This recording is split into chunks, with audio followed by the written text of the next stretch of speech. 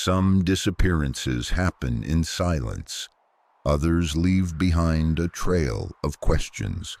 But few are as deeply entangled in tragedy as the true story of Sneha Anne Philip, a young doctor who vanished on the eve of September 11th and was never seen again.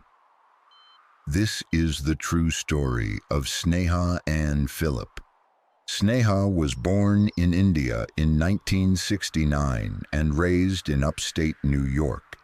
She was the daughter of Indian immigrants who held high expectations: education, achievement, respect. Sneha embraced those values, but she also carved her own path. She was outspoken, fiercely independent, and never afraid to question authority. Qualities that both impressed and challenged those around her. Her childhood was filled with books, science, and deep family ties, but also with pressure to succeed. She graduated from Johns Hopkins University with honors, then pursued medicine in Chicago. There she met Ron Lieberman, gentle, thoughtful, and steady. The two balanced each other. After completing medical school, they moved to New York City and married in 2000. They found an apartment in Battery Park City, a peaceful neighborhood just steps away from the World Trade Center. Sneha started her residency at St. Vincent's Hospital. She thrived professionally, but the demands of the ER took a toll. Long hours, emotional trauma, pressure to be perfect.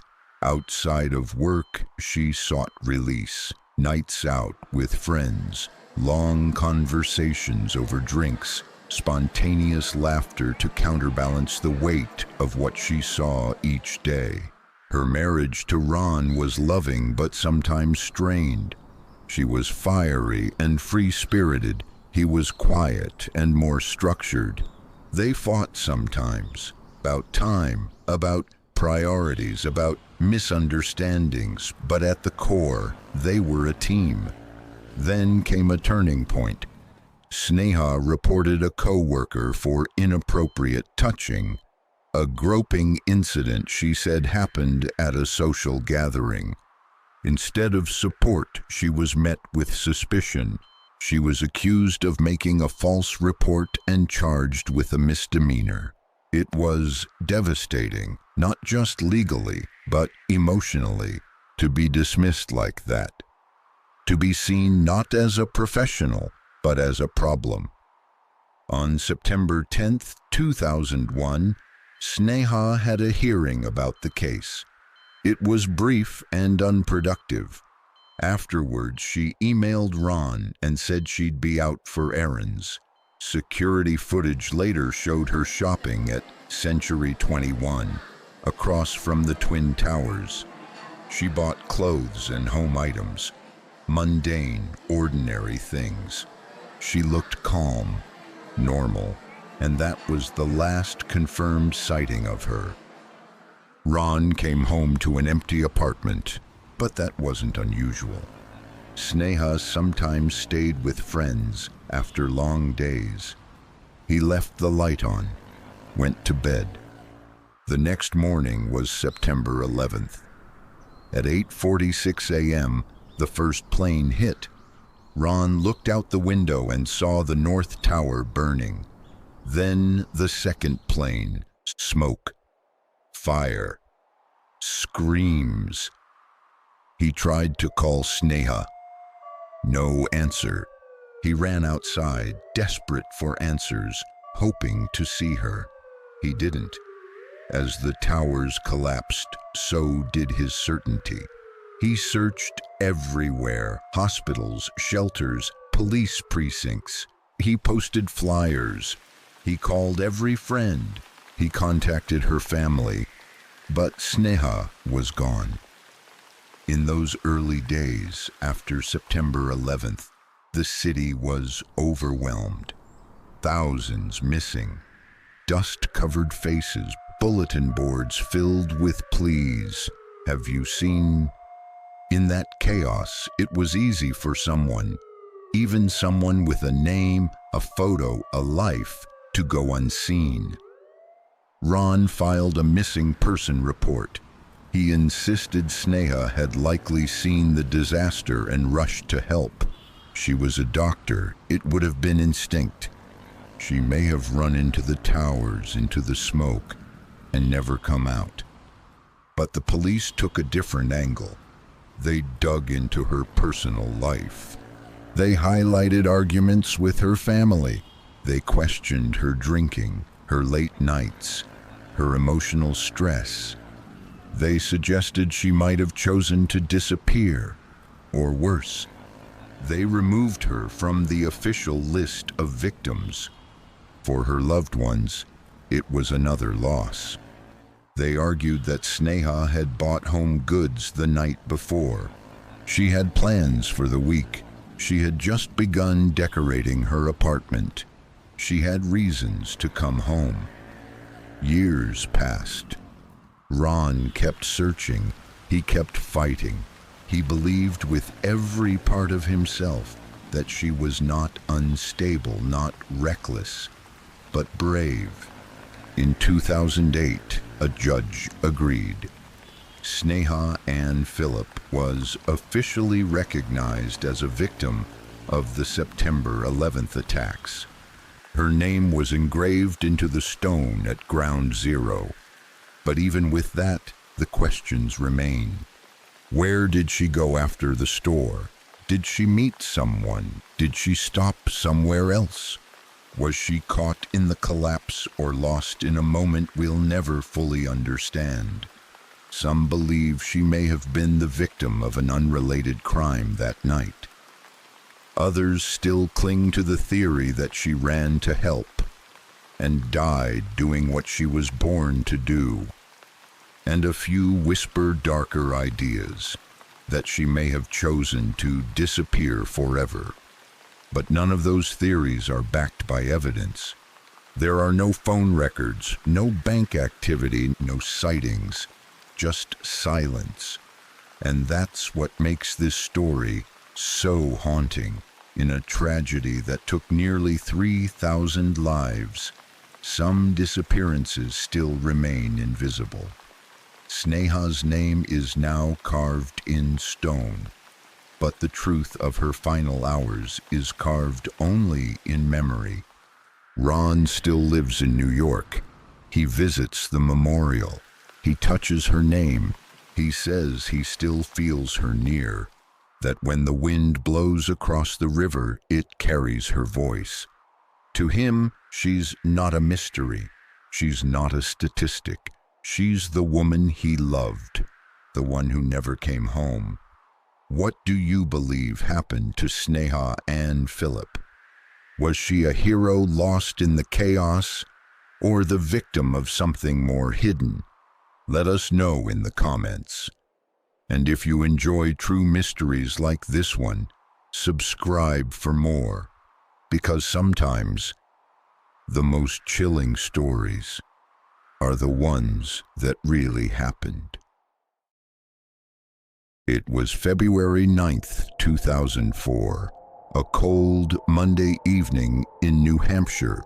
22-year-old Mora Murray, a nursing student at the University of Massachusetts, had just crashed her car on a rural road near Haverhill. A passing bus driver stopped and asked if she needed help. She said no. He drove off to call the police. By the time officers arrived just minutes later, Mora was gone. No footprints in the snow, no blood, no signs of struggle. Just a locked car, a cracked windshield, and the silence of the woods. This is the true story of one of the most baffling unsolved disappearances in modern American history. Mora Murray was bright, athletic, and ambitious. She came from a close-knit family in Massachusetts and had once been a standout track star in high school. She started her college journey at the prestigious West Point Military Academy. before transferring to UMass to pursue nursing. But in the weeks leading up to her disappearance, something had changed. She seemed distant, distracted, anxious. On February 5th, while working her campus security job, she received a phone call that left her visibly shaken. Her supervisor found her sobbing uncontrollably. When asked what was wrong, she could only say, "My sister." But later, her sister claimed she hadn't spoken to Mora. So what was the real reason behind those tears? The very next day, Mora's father came to visit. They went car shopping together. Mora had recently crashed his Toyota. That night, she borrowed his brand new car and crashed it again, just after midnight. She told the officer she had lost control on a sharp curve. Was it an honest mistake or a sign of something deeper? 2 days later, on February 9th, Mora emailed her professors. She said there had been a death in the family and she needed time away, but no one in her family had died. Instead, she withdrew $280 from her bank account, emptied her dorm room of most belongings, and drove north toward the White Mountains. She didn't tell anyone where she was going, not her father, not her boyfriend, not her friends. She stopped at a liquor store buying boxed wine and vodka. She filled her tank. She printed directions to accommodations in Vermont and New Hampshire. At around 7:25 p.m., she lost control of her car and slid into a snowbank on Route 112 in Haverhill. A local school bus driver, Butch Atwood, stopped to help. He described her as polite, shaken, but not injured. She declined his offer to call police, saying she'd already called AAA, but records show no such call was ever made. Atwood drove home and called 911 at 7:43 p.m. When police arrived minutes later, Mora was gone. Her car was locked. The driver's side was dented. Her belongings were still inside: alcohol, makeup, school books. But some things were missing: her cell phone, her debit card, her ID. They were never recovered. Even more strange, no footprints led away from the car in any direction, and dogs tracked her scent for just 100 yards, then lost it completely. Search teams scoured the area. Helicopters, infrared cameras, bloodhounds. Nothing. The woods were searched over and over again. Rivers were dragged. Volunteers combed the terrain. No sign of Mora. Her family, especially her father Fred, launched their own investigation. He appeared on national news, handed out flyers, and even camped out in the search area. He believed from the beginning she was taken. She didn't just disappear. Despite extensive efforts, investigators found no clues, no clothing, no phone, not even disturbed branches. It was as if she had simply melted into the landscape. Volunteers traveled from out of state to help. Locals offered their land, barns, and cabins to be searched. Posters were hung across New England. Billboards showed her face. Reward money was raised. And yet, no credible leads ever surfaced. Even cadaver dogs brought in weeks later failed to pick up a strong scent. And with each day that passed, hope began to fade. So what happened? There are three main theories. Theory 1, she ran away. Some suggest she was overwhelmed. Academic stress, personal issues, a recent car accident. Maybe she wanted to disappear and start over. But why no contact? Why no sightings? And why leave without money, ID, or clothes? Theory 2, she died of exposure. Maybe she panicked, fled the scene to avoid trouble, and succumbed to the freezing cold. But that theory fails to explain why no trace of her has ever been found. Not even now, 20 years later. Theory 3, Foul play. Did someone stop and pick her up after the crash? Did she hitchhike and fall into the wrong hands? Some believe a local resident may have been involved. Others think it was a random predator. There were disturbing rumors. A house near the crash site had a suspicious concrete floor poured shortly after. Ground-penetrating radar showed anomalies. Dogs hit on scents near a nearby property, but no solid evidence ever emerged. In recent years, new podcasts, YouTube channels, and Reddit threads have reignited interest in the case. People continue to speculate, investigate, and search. Mora's story was even featured on shows like 2020 and Disappeared. But despite all the attention, there are still more questions than answers. Why lie about a death in the family? Why head into the mountains alone? Why pack up her entire dorm? And most haunting of all, why did she vanish in just minutes without a trace? Mora's father still believes his daughter met with foul play. Her sister Julie continues to advocate for justice, and a growing online community refuses to forget her name. Even today, no body has been found, no suspect has been charged, no new evidence has emerged. Mora Murray simply vanished. And so, 2 decades later, the mystery remains. Another face on a missing persons poster, another file in an unsolved case, another family waiting for closure. What do you think happened to Mora Murray?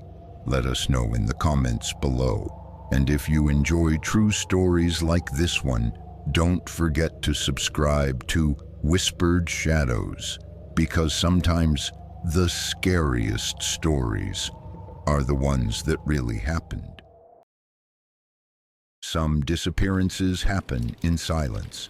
Others leave behind only questions. But few are as haunting as the true story of Amy Lynn Bradley, a young woman who vanished from a cruise ship and was never seen again. This is the true story of Amy Lynn Bradley. Amy was born in 1974 and raised in Petersburg, Virginia. A bright, athletic, confident young woman. She was the kind of person who stood out, not because she tried to, but because she radiated energy. She loved animals, played college basketball at Longwood University, and had just graduated with a degree in physical education. She was independent, determined, and protective of her younger brother, Brad. Her family described her as outgoing, trustworthy, and deeply loyal. In March 1998, Amy's parents, Ron and Iva Bradley, invited her and Brad on a Caribbean cruise, a family vacation aboard the Royal Caribbean ship Rhapsody of the Seas. It was meant to be a celebration before Amy started her new job, and a chance for the family to enjoy a rare moment of relaxation together. The cruise was a week-long journey with stops planned in Aruba, Curacao, and other tropical destinations. The cruise set sail from San Juan, Puerto Rico. The Bradleys spent the first few days enjoying the sun, swimming, dining, and exploring the massive ship. Amy and her brother Brad grew even closer during those days, often taking walks along the upper decks and talking about their futures. But beneath the surface, Amy felt unsettled. She told her parents she was uncomfortable with some of the crew members, that a few were overly friendly, staring or approaching her too often. One crew member in particular, a member of the ship's band Blue Orchid, seemed especially focused on Amy. She mentioned to Brad that the man had asked her to come out with him once the ship docked. Amy declined, but the conversation left her uneasy. On the night of March 23rd, the ship hosted a party at the nightclub. Amy and Brad joined in.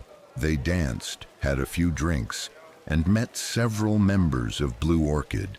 Photos from that night showed Amy smiling, relaxed, and having fun. She was wearing green pants and a blue top, casual and comfortable. Everything about her demeanor suggested a young woman enjoying her vacation. Around 1 a.m., Amy and Brad returned to their cabin.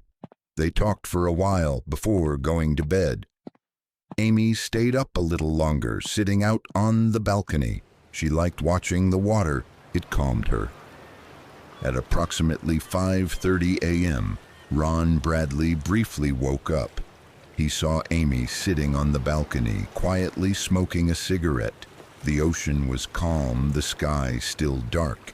A faint breeze moved her hair. He went back to sleep. When he woke again at 6 a.m., Amy was gone. At first, no one panicked. Maybe she went to the deck for coffee. Maybe she took a walk or went to see the sunrise.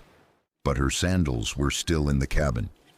So were her cigarettes, her ID, and her cruise card. Her bed was empty, untouched. She had simply disappeared. The Bradleys reported Amy missing immediately, but the ship's response was slow, disorganized, and deeply frustrating. The captain refused to make a public announcement, citing protocol and not wanting to disturb the passengers. Hours passed before the crew began searching, and when they did, they only checked public areas. They didn't search passenger cabins. They didn't lock the exits. There was no lockdown. By the time a proper search was organized, it was far too late. Passengers were allowed to disembark when the ship docked in Curaçao. In those lost hours, anything could have happened. The FBI joined the case days later. Investigators tried to piece together a timeline, but the ship's security cameras didn't cover most hallways. There was no footage of Amy leaving the room, no sign of her on the main decks, no trace. Even dogs brought on board to search couldn't pick up a consistent scent trail. Some believed Amy had fallen overboard, but her family insisted otherwise. She was a strong swimmer, a certified lifeguard. The ocean was calm, and most telling, no one had heard a splash. No alarms were triggered, no floating debris, no body was found. Her father, Ron, later said that if Amy had fallen into the water, she would have fought to survive. She would have made noise. She would have tried to climb or grab onto something. Then witnesses came forward. Several passengers claimed to have seen Amy that morning after her disappearance. One said they saw her with a crew member near an elevator. Another saw a woman matching her description walking quickly across the pool deck. A third said she looked nervous, as if she was being followed. As days turned to weeks, the story faded from the headlines. But Amy's family never gave up. In August 1998, a Canadian tourist visiting Curaçao claimed she saw Amy on a beach, flanked by two men who appeared controlling. The woman tried to approach her but was pulled away. She later said the woman's eyes looked desperate, like she was silently asking for help. In 1999, a U.S. Navy officer claimed that while visiting a brothel in Curaçao, a woman approached him and whispered, "My name is Amy Bradley, please help me." He didn't report it at the time, fearing disciplinary action. When he did come forward, the brothel had mysteriously burned down. No records remained. Then came the most disturbing lead. In 2005, Amy's parents received an anonymous email with 2 photographs attached. The images showed a woman who looked strikingly like Amy, now older, thinner, wearing heavy makeup and posed in a way that suggested she was being exploited. The photos were traced to a sex work website. The FBI analyzed the images, but could never confirm definitively if it was her. Still, many believed it was. The theory that Amy was kidnapped and trafficked became more plausible. Cruise ships, especially in the 1990s, had lax security. No thorough passenger tracking, no surveillance in hallways. And ports like Curacao were known trafficking hubs. Reports emerged later that criminal organizations specifically targeted young tourists on cruise ships. Amy had expressed discomfort with crew members. She had been alone when she disappeared. The possibility that someone lured her off the ship or took her by force seemed increasingly likely. Private investigators were hired. One claimed to have infiltrated a cartel-connected brothel and seen Amy, but before he could extract her, she was moved. Another tip suggested she had been sold multiple times across borders. The trail went cold again. Years passed. Leads dried up. Yet Amy's parents, Ron and Iva, remained tireless. They appeared on America's Most Wanted Doctor, Phil, and the Montel Williams Show. They raised a reward of $250,000. They begged for anyone with information to come forward. They visited Curacao repeatedly. They handed out flyers. They knocked on doors. And every time they returned home, it was without their daughter. But nothing conclusive has ever been found. To this day, Amy Lynn Bradley remains missing. The cruise line never took responsibility for the failed response. Royal Caribbean faced criticism, but no legal consequences. Safety procedures on cruise ships were eventually reviewed, but it came too late for Amy. Many believe that if the crew had acted quickly, sealed the ship, and searched thoroughly, Amy might have been found that very morning. What happened that morning in March 1998? Was Amy targeted before the cruise even began? Was she being watched?